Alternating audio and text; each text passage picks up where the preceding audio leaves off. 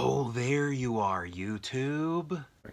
All right, October 21. What are we watching? The Hand That Rocks the Cradle. What? How do you read that? The Hand That Rocks the Cradle. You hear me talking about this movie? But the cool thing about this is my buddy's. Toasty! This is like his favorite movie of all time. Like, the dude who loves movies. Toasty! Yeah. This is his favorite movie. Awesome. I gotta go let him know that we're watching it today. Yeah, dude.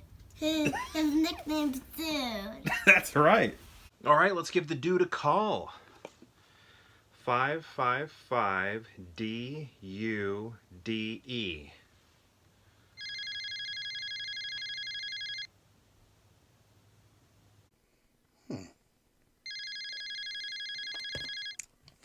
What's up, my dude or dudette?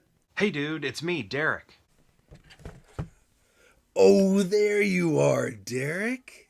Haha, great reference. What's up, peer hangout? Dude, guess what? I'm about to watch The Hand That Rocks the Cradle. No way. Whoa. Finally. Did you know that Siskel and Ebert called it the most popular movie in the country when it was released? And I don't know if I've mentioned this before, but it's one of my favorite movies. LA Magazine gave it 4 stars. ABC Radio called it chilling and thrilling. It will keep you at the edge of your seat. American Women's Magazine called it suspenseful. KNX Radio said it's more frightening than Fatal Attraction. American Film Critic called it gripping. Entertainment Weekly called it the hottest movie of the year. Right. Yeah, I know you love the movie. I mean, you name drop this movie every single chance you get. Yeah. Derek, this is gonna be epic. You definitely have got to tell me what you think as soon as you're done seeing it. Let me know. Oh, I definitely will. First, I gotta film my review for YouTube, but then after that, I'm gonna call you, and then we are gonna discuss this film that you love so much. This is awesome. Derek will finally cradle the hand that rocks. No. The dude has been rocking the cradle solo for years, and now Pure Hangout joins the party. That sounds weird. Derek's about to get rocked by the hand that rocks the cradle. Yeah.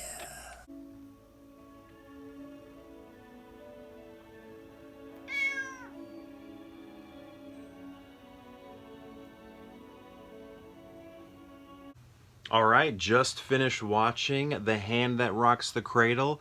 I gotta say, dude, Cody, man, you got a good favorite movie here. I really enjoyed this. This kind of took me back. It took me back to the early 90s. It took me back to, I feel like when my stepmom was watching movies like this.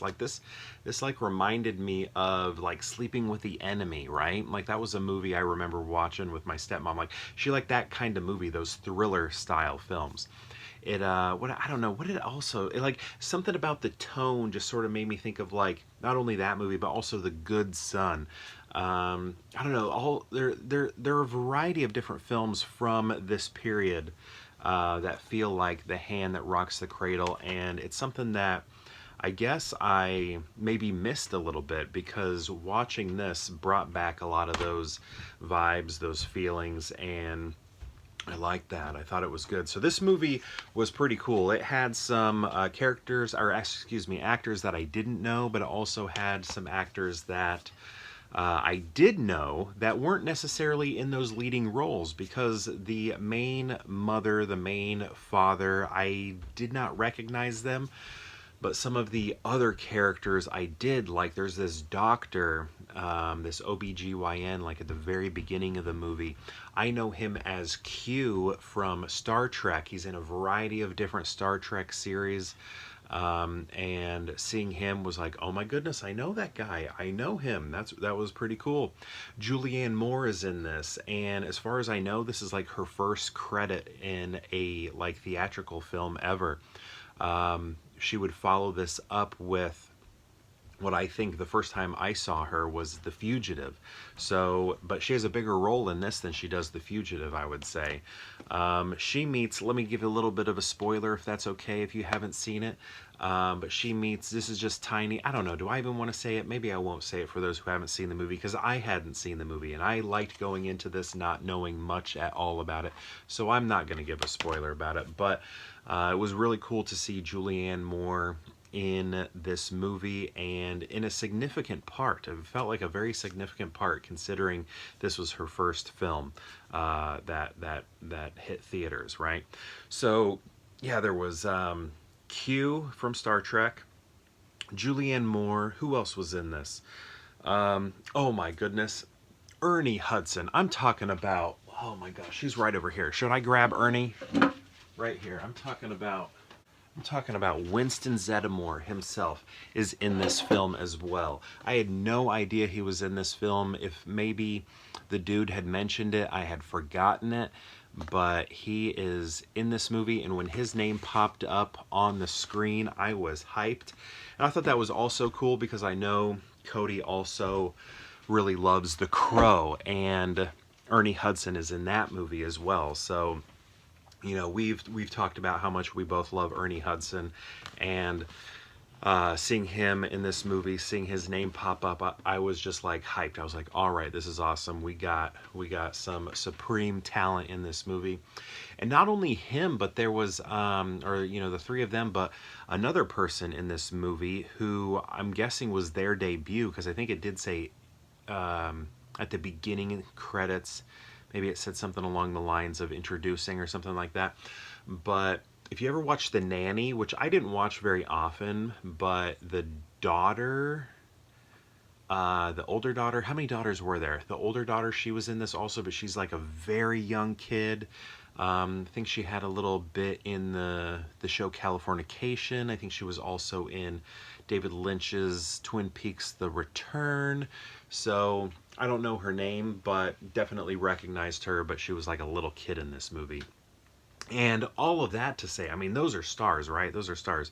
But the main one, Rebecca De Mornay. Rebecca De Horny, more like. Sweet! Hello! Woo! Yeah, after seeing her in that nightie, the hand that rocks the cradle will be rocking something else, if you know what I mean.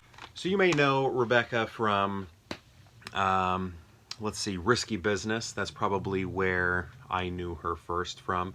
Maybe the main thing I know her from, really the only thing, in terms of like films that she'd been in. I don't know, I'm not coming up with anything right away, but I really did like seeing her in this. She was good. She was sinister. She was creepy. She was spooky.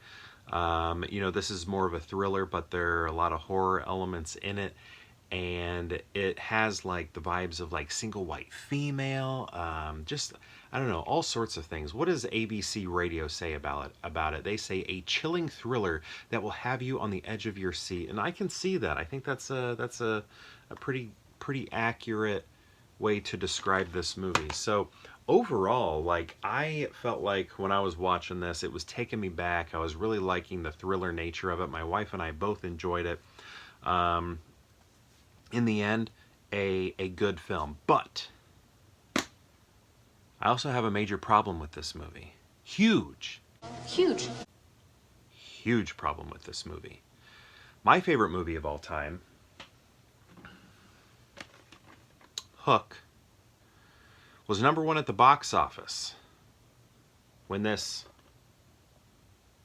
was about to come out, right? Hook was leading the box office when it came out. It was #1. It was the shining star of the cinemas at the time. Sure, its reviews weren't so hot, but it was still